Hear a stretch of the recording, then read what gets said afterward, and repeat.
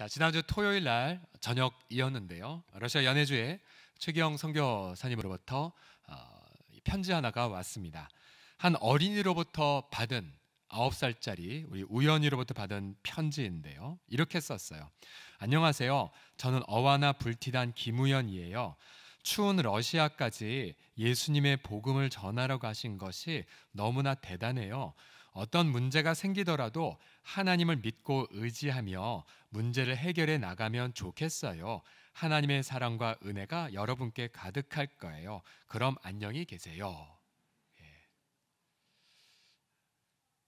네, 그때 당시 선교사님의 마음이 좀 약간 울적하셨나 봐요. 혼자 지금 한 해 농사를 마무리하고 계신 와중이었는데요. 이렇게 저한테 답을 보내셨습니다. 가슴 뭉클한 편지입니다. 제가 이 어린 다음 세대 자녀가 생각하는 것만큼 사역을 하고 있는지 뒤돌아보게 되네요. 라고 소회를 밝히셨습니다. 제가 선교사님께 주님이 선교사님을 이렇게 사용하고 계세요. 라고 하자 선교사님 이런 문자를 보내셨습니다. 왠지 자꾸 눈물이 나네요. 그래서 바로 전화로 한참 동안 통화를 했었습니다. 자, 이 작은 아이의 선교사님에 향한 관점 덕분에 선교사님이 위로를 받은 것을 보십시오. 자, 이 관점 혹은 시야, 바로 이것이 비전에 대한 또 다른 정의입니다. 비전의 또 다른 정의가 무엇이냐면요, 바로 하나님이 보시는 관점을 의미합니다. 하나님이 보시는 관점으로 나를 바라보는 것, 하나님이 보시는 관점으로 우리 이웃을 바라보는 것, 여러분 이것이 바로 비전의 정의이죠. 여러분 이러한 하나님의 관점이 있을 경우 앞서 우리 선교사님이 위로를 받은 것처럼 우리도 인내 속에서 위로하고 또 인내를 경험할 수가 있죠. 대표적으로 오늘 우리가 읽은 요한계시록의 저자 사도 요한을 한번 보십시오. 여러분 그 당시에 이 로마 황제의 이름은 도미티니우스인데요. 이 양반은 굉장히 열등감이 많은 양반이었어요. 그래서 자신을 가리켜 나는 하나님이요 주다라고 로마에 선포했습니다. 그리고는 로마 황제 숭배를 본격적으로 시작을 했죠. 그런 와중에 우리 예수 믿는 성도들은 많은 핍박을 받았습니다. 그들은 신앙을 지키면서 핍박을 당했고 투옥당했고 감옥에 갇히고 순교까지 했습니다. 그리고 그 당시에 노년의 이 요한, 굉장히 나이 많은 요한은 반모라는 섬에 유배가 돼버립니다. 많이 쓸쓸했겠죠. 외로웠겠죠. 그리고 함께 고통하는 성도들 생각에 밤잠을 못 이뤘을 것입니다. 그런데 어느 날 주일날 예배를 드리는 데에 하나님의 비전이 요한에게 임하기 시작합니다. 이것이 바로 요한 계시록의 시작인데요. 자, 이 비전을 받는 마당에 사도 요한은 성도의 정의를 이렇게 1장 8절에서 내립니다. 1장 9절 보시면요, 같이 읽겠습니다. 시작. 예수의 환난과 나라와 참음에 동참하는 자. 성도의 정의가 환난과 나라와 참음에 동참하는 자입니다. 여러분 이 정의를 보시면서 혹시 불만이 생기지 않습니까? 아니 왜 환난이야? 만사형통. 아니 왜 참음이야? 그냥 뭔가 인생 대박. 그런데 그런 내용이 없이 예수님의 환난과 예수님의 참음에 동참하는 자가 성도라고 말합니다. 그런데 믿지 않는 분들과 믿는 분들 똑같이 환난도 겪고 또 인내할 수밖에 없는 상황에 내몰리지만 본질적인 차이가 하나, 저 중간의 단어를 보십시오. 환난과 참음 사이에는 단어가 무엇입니까? 바로 나라죠. 나라. 자, 이 나라는 로마도 아니고 대한민국도 미국도 아닙니다. 자, 이 나라는 누구의 나라입니까? 바로 하나님의 나라. 하나님의 나라. 즉 하나님의 나라, 하나님의 비전에 동참하기 때문에 예수 믿는 성도들은 환난 속에서도 뭐 할 수 있습니까? 기쁨으로 인내하며, 또 예수 믿는 성도들은 환난 속에서도 감사를 선포할 수가 있습니다. 이것이 바로 하나님의 비전의 역할이죠. 사도 요한은 그래서 이 반모섬에 유배 당했지만 그런 하나님의 비전 속에서 수많은 천사들이 하나님을 찬미하는 장면을 발견하게 됩니다. 4장 9절 같이 읽어보죠. 시작.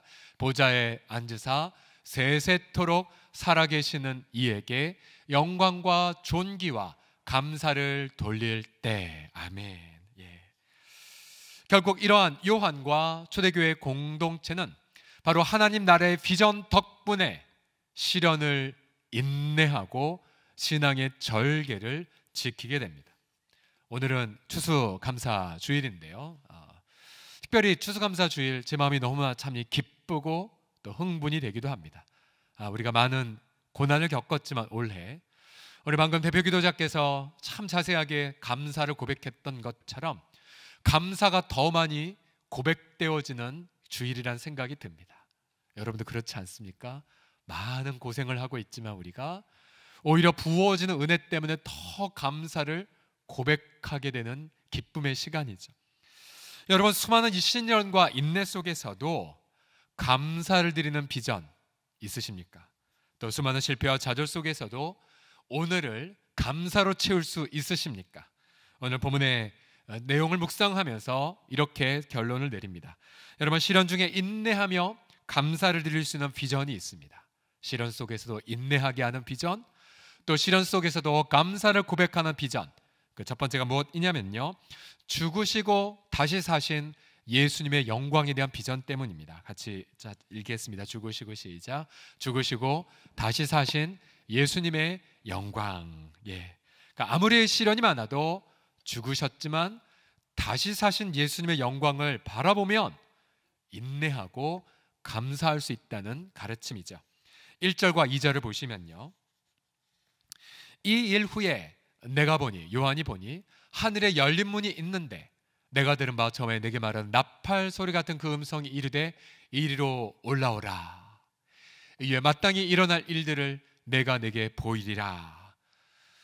그때 즉시 요한이 성령에 감동되었고 보라, 하늘의 보좌를 베풀었고 그 보좌 위에 앉으신 이가 있구나라고 고백을 합니다. 자, 요한이 하늘의 보좌에 울려 퍼지는 찬미와 감사에 동참하기 전 그가 들은 음성은 나팔 소리 같은 음성이었습니다. 그 음성을 듣자 즉시 보좌로 끌려가 바로 예배와 감사에 동참하죠. 여러분, 이 나팔 소리 같은 음성의 주인공은 누구입니까? 바로 1장 14절 넘어가면요, 어느 사도 요한이 주일날 예배드리고 있었는데 여러분처럼 갑자기 등 뒤에서 나팔 소리 같은 음성이 들립니다. 그를 너 보는 것을 기록해라 라고 말씀하셨는데 요한이 뒤를 돌아보니 이 광경을 목도합니다. 14절부터 보시면 그의 머리와 털의 희기가 흰 양털 같고 눈 같으며, 그 다음 그의 눈은 불꽃 같고, 상상해 보십시오. 그의 눈이 불꽃 같고 그의 발은 풀무불에 단련한 빛난 주석 같고, 그의 음성은 많은 물소리와 같으며 그의 오른손에 7변이 있고 그의 입에서 좌우에 날선 검이 나오고, 그 다음 끝에 보십시오. 그 얼굴은 해가 힘있게 비치는 것 같더라. 여러분 한번 상상해 보십시오. 여러분, 맑은 날 태양 맨눈으로 못 봅니다. 그런데 이분은요, 얼굴이 해가 비치는 것 같이 빛난다고 말씀하십니다. 여러분, 이분이 누구십니까? 이분 앞에서 요한이 목도하는 순간 17절에 보십시오. 내가 보자 그의 발 앞에 엎드려 죽은 자 같이 되었습니다. 나팔 소리 같은 음성의 주인공을 바라보자 그 영광 앞에 압도가 되어 쓰러져요. 그때 이분이 자신을 이렇게 소개합니다. 17절 보십시오. 두려워하지 말라. 나는 처음이요 마지막이니 곧 살아있는 자라. 내가 전에 죽었었노라. 볼지어다 이제 세세토록 살아있어 사망과 음부의 열쇠를 가졌노니. 아멘. 여러분, 누구를 본 겁니까? 바로 죽었다가 살아나신 분 예수님을 요한이 목도한 것입니다. 여러분, 예수님이 이 땅에 계셨을 때에 요한은 예수님과 비교적 가까운 제자 중에 하나였죠. 가령 예수님과 마지막 만찬할 때에 예수님 품에 이렇게 기대어서 주님, 당신에게 배반할 자 누굽니까? 말해주세요 라고 말할 끔 가까운 자였으나 그러나 이제 죽으시고 부활하신 예수님의 영광을 보자 요한도 예수님을 맨눈으로 바라볼 수가 없었어요. 여러분, 우리가 지금 이 시간 주님을 예배하지만 어떠한 분을 예배하고 있습니까? 죽음을 이기신 분을 예배하고 있어요. 세세토록 살아계신 주님을 예배하고 있습니다. 사망과 음부의 열쇠를 갖고 계신 분을 지금 여러분 예배하고 있습니다. 여러분, 이 영광을 보고 요한이 무엇을 깨달았을까요? 자신은 지금 황제로 인하여 언제 사형 판결받지 못할 유배지에 있지만, 그러나 당당한 그분의 목소리, 내가 사망과 음부의 열쇠를 가졌노라. 바로 그분 앞에 요한은 깨달았죠. 아, 그래, 나를 죽일 권세가 있는 분은 황제가 아니야. 내 생명 오직 예수님에게만 있나이다. 그리고 전심으로 감사의 고백을 드리지 않았겠습니까? 여러분, 올 한 해를 이제 마무리하면서 혹시 여러분 한 해 동안 이룬 것 없다, 너무 허망하다, 나 왜 이렇게 실패만 많이 했지? 라고 혹시 고개를 숙이셨습니까? 그런데 여러분, 오늘 이 시간, 예배 시간에 만약 나를 위해 죽으시고 다시 사신 예수님, 그분을 믿고 있다면, 그리고 그분을 경배하고 있다면, 저는 감히 단언합니다. 여러분은 예배하고 여러분의 인생은 올해 승리하신 것입니다. 여러분 믿으십니까? 여러분 이걸 깨달으셔야 돼요. 비록 내 이름으로 된 땅 한 평 이 땅에 없을지 몰라요. 또 내 통장의 잔고는 텅 비어 있을지 몰라요. 그러나 여러분, 옛날 선지자 호세아처럼 내가 외양간에 송아지 없고 무화과에 과실이 없어도 난 여호와로 말미암아 즐거워하리로다. 내 구원의 하나님을 기뻐하리로다. 여러분, 그렇게 고백할 수 있다면 그분은 인생 성공자이십니다. 여러분, 그래서 오늘 우리가 추수감사 주일날 여러분 무엇을 하나님 앞에 감사를 드리겠습니까? 첫 번째 고백 이것입니다. 주님 감사합니다. 나를 위해 죽으시고 부활하셔서 세세토록 우리의 왕이 되심을 송축하나이다. 여러분 이 고백으로 오늘 추수감사 주일 하나님 한 분에게만 영광 올려드리시기를 주의 이름으로 간절하게 축복합니다. 옆 사람은 이렇게 고백합시다. 당신은 그래서 성공하신 분입니다라고요. 시작. 그래서 당신은 성공하신 분이십니다. 아멘, 아멘. 전 특별히 이 깨달음, 시니어 어르신들 마지막 노년, 마지막 인생의 호흡이 얼마 안 남았을 때 꼭 말씀드리는 말씀 중에 하나예요. 아버님, 어머님 승리하셨어요.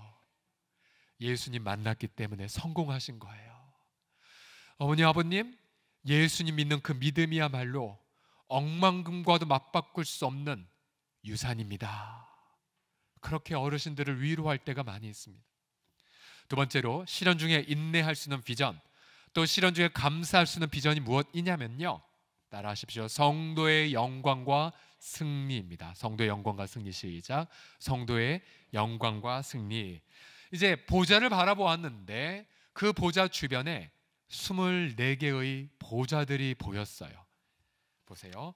또 보좌에 둘려 24 보좌들이 있고 그 보좌들 위에 24 장로들이 앉아 있는데 흰 옷을 입고 머리에 금관을 쓰고 있었습니다. 자, 24란 숫자. 여러분 요한계시록은 하나님의 영광을 제한된 인간이 본 것이기에 상징으로 가득하고요. 이 표현도 우리가 보기에 어려운 부분이 많이 있습니다. 왜요? 하나님의 영광을 제한된 인간의 언어를 어떻게 담겠습니까? 다만 성경 전체를 살펴보고 묵상하면서 우리가 해석을 유추할 수밖에 없죠. 가령 24 장로들이 누굴까? 자, 보통 24 하면 구약의 12지파와 신약의 12사도 뭘 뜻합니까? 바로 하나님의 백성 전체를 대표하는 숫자죠. 하나님의 백성들의 숫자. 결국 이들이 누구인가 우리는 잘 모릅니다. 그러나 중요한 건 무엇이냐면 하나님의 백성들이 흰옷 입고 금관 쓰고 보좌를 둘렀다는 사실이죠. 여러분 흰옷 무엇을 뜻합니까? 예수님의 붉은 피로 우리 죄가 용서받았다는 걸 뜻하죠. 여러분 금관은 무엇을 뜻합니까? 그렇게 의롭게 된 성도들이 인내하고 정결케 살아서 승리했다는 것을 뜻합니다. 여러분, 무엇을 말하고 있어요? 여러분, 그 당시에 초대교회 성도들 일부 고위층에 있는 사람들 빼고 대부분의 성도들은 사회적 신분이 무척 낮았습니다. 옷은 남루했고 더러웠고, 그리고 그들의 사회적 부분들도 그냥 늘 을로만 살았던, 갑이 아니라 을로만 살았던 취약 계층이었죠. 근데 여러분, 그렇게 고생하고 있는 성도들, 그런데 여러분, 주일날 사도 요한에게 비친 이 영광의 성도들의 모습을 보면 요한이 뭘 느꼈을까요? 그래, 내 암흑의 지인이 순교당했지만 그러나 그 순교당한 지인은 지금 보좌에 앉아 있겠구나. 그렇게 핍박받고 감옥에 갔던 암흑의 집사가 이 시간 보좌에 앉아서 흰옷을 입고 하나님의 영광에 동참하고 있겠구나. 하나씩 하나씩 깨달아지면서 요한의 눈에 눈물이 흘렀겠죠. 그리고 이것을 기쁘게 기록하여 성도들에게 열심히 편지 보내면서, 성도들아 조금만 참아, 성도들아 조금만 더 인내해. 왜냐하면 우리가 마침내 완성되어 승리하여 멸관을 쓸 것이기 때문이란다. 여러분, 그렇게 힘주어 격려하지 않았겠습니까? 자, 우리 공동체, 우리 선대로부터 받은 귀한 유산 중에 하나가 바로 경기도 양주시에는 부활산이죠. 부활산. 여러분, 내비게이션에요, 부활산 찍으면 우리 경기도 양주시 봉양동에 있는 우리 부활산으로 안내를 해줄 거예요. 자, 저 부활산에 가보면 우리의 믿음의 선배들을 추모할 수 있는 그런 기억의 도구들이 많이 있죠. 가령 예를 들어 우리 교회를 설립하신 고 황금천 목사님, 저희 보시면 하나님의 충성된 종이 누운 곳이라는 표지, 그리고 그가 1977년에 마지막 그 베델 성서학당에서 설교했던 본문, 하나님 믿으니 나를 믿으라, 너희들 근심하지 말라 라는 구절이 저기에 새겨져 있습니다. 또한 고 이동희 권사님, 자주 말씀드리죠. 저분의 인생 자체가 바로 목민센터의 삶이었죠. 많은 아이들을 엄마가 돼주고 청년들 군선교하시고, 또 마지막 어르신들 천국 갈 때까지 예배 드리도록, 그래서 자신의 땅마저도 기증했던. 그래서 저분의 인생, 저분은 비록 지금 천국에 가 계시지만 그러나 그분의 인생의 스토리는 지금도 우리에게 이렇게 가르쳐주고 있지 않습니까? 교회는 목민센터가 되어야 해. 교회는 이 땅을 위해 고통하는 소외된 이웃을 위해 존재해야 해 라는 메시지를 여러분, 지금도 우리는 받고 있지 않습니까? 여러분, 그 외에 여러분, 부활산 곳곳에 우리 귀한 믿음의 아버님들, 믿음의 어머님들이 이를 기억할 수가 있어요. 그래서 혹시 여러분들 마음이 울적하시면 부활산 가보세요. 우리 동네에서 1시간도 걸리지 않아요. 우리 포천고속도로가 왜 뚫렸냐면 부활산 편하게 가라고 뚫렸다고 저는 주관적으로 생각하고 있습니다. 고린도서 4장 17절을 보십시오. 성경은 말합니다. 우리가 잠시 받는 환난에 경한 것이 지극히 크고 영원한 영광의 중한 것을 우리에게 이루게 함이니. 여러분, 환난 어찌 가볍게 여겨지겠습니까? 여러분, 어떤 시련 영원한 것 같이 보이죠. 그러나 여러분 기억하세요. 시련은 힘들지만 비전이 있게 되면 시련이 가볍게 여겨지게 돼요.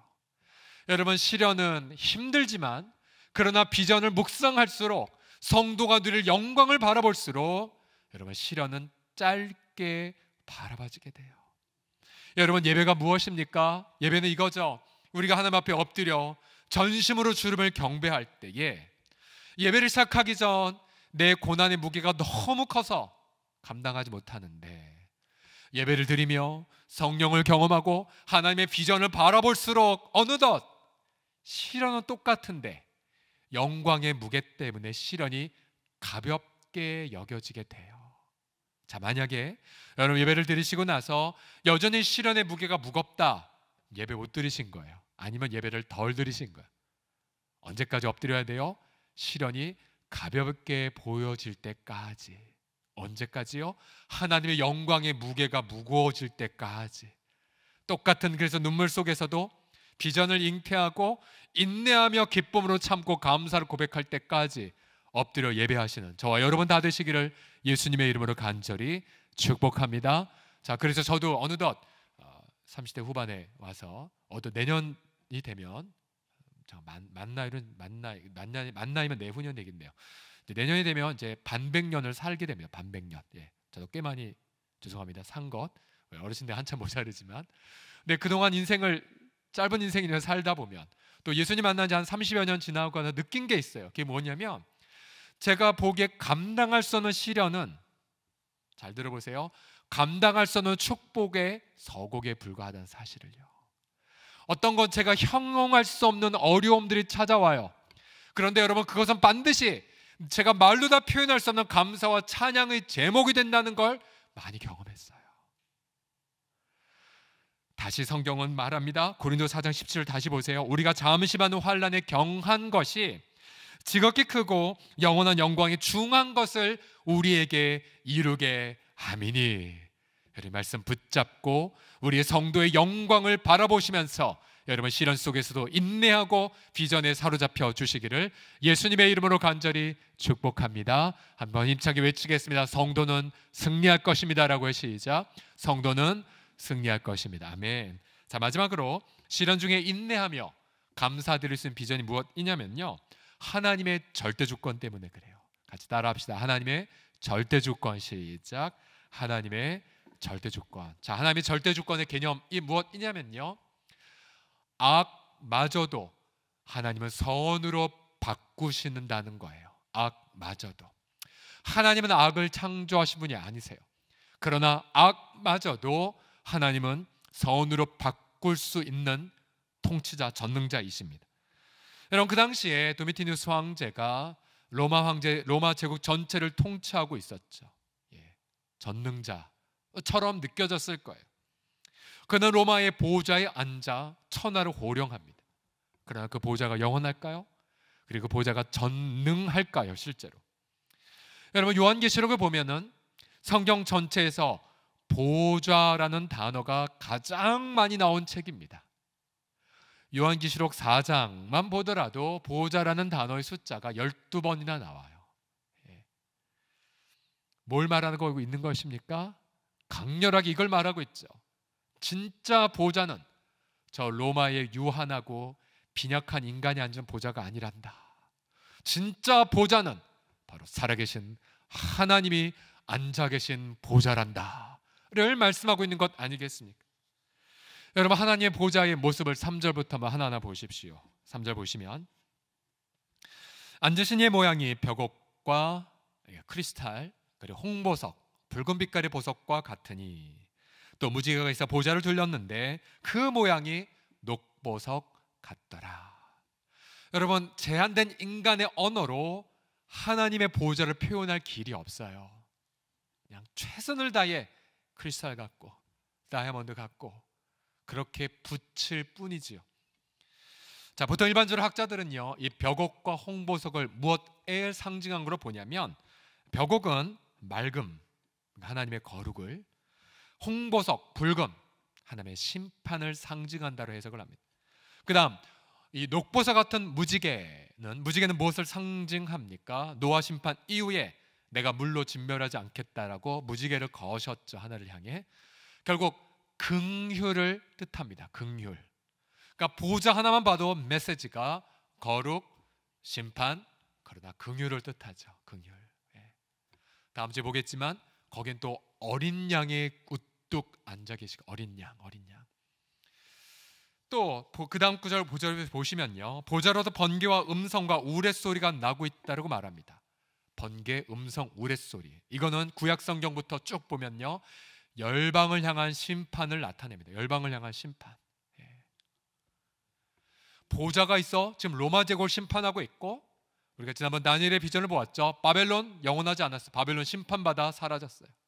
메데파사도 헬라도 로마도 잠깐 하나님이 허용하실 뿐이죠. 지금도 마찬가지요. 보좌로부터 하나님은 대한민국도, 미국도, 중국도, 북한도 심판하고 계십니다.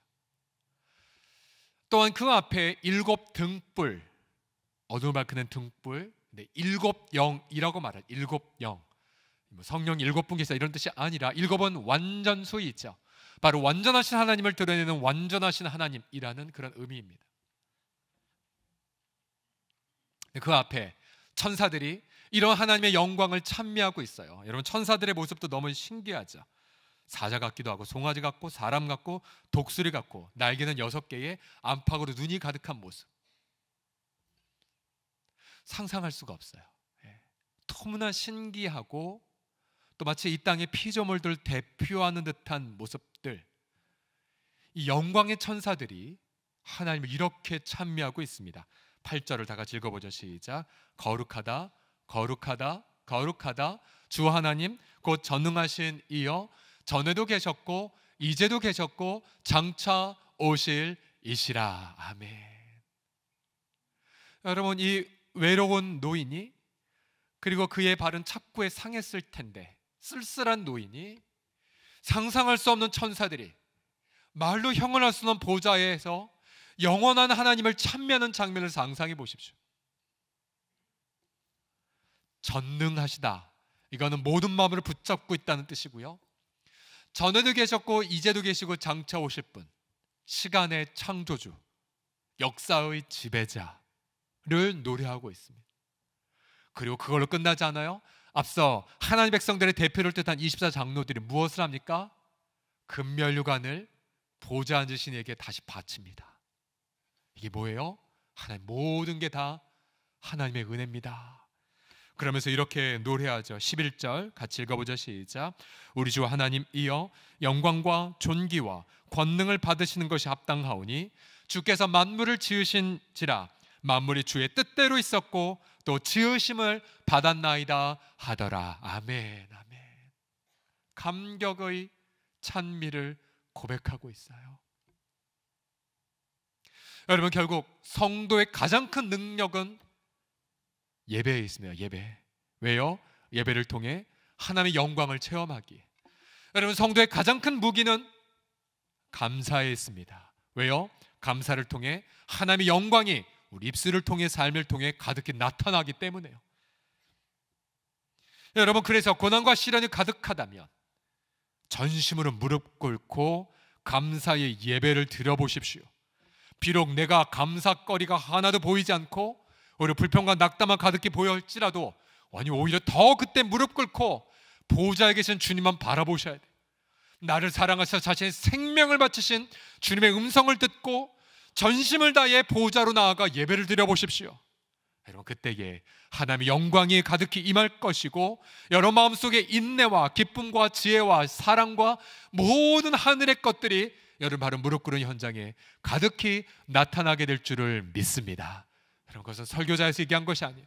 늘 체험하는 부분이, 무릎 꿇고, 무릎 꿇어도 안 되면 어떻게 해요? 이마를 땅에 박고, 이마를 땅에 봐도 어떻게 해요? 심장을 땅바닥에 갖다 대고, 하나님만이 내 주인이십니다, 주님만이 나의 전부이십니다라고 전심으로 경배해 보십시오. 그리고 여러분, 시련, 그것도 하나님의 주권 앞에 맡겨드리면서 하나하나 주 앞에 아뢰 보십시오. 하나님, 제가 이래서 아파요. 하나님, 제가 이래서 힘들어요. 하나님, 이래서 상처받았어요. 하나하나 다 아뢰고 예배로 올려드리게 되면 그 자리가 영광과 존귀와 감사를 고백하는 아름다운 예배의 자리가 될 것입니다. 지난 토요일 날에 그리고 오후 3시에 목사 장로 합창단 이 자리에, 서울로의 자리, 이 자리에 모여서 감사 음악회를 열었습니다. 아직 감사 음악회 전에 지난 여름부터 저희 교회를 오픈해서 연습하게 했거든요. 코로나 4단계에도 불구하고 제 속에 믿음이 있었어요. 이건 반드시 우리 공동체에서 울려 퍼지게 하자.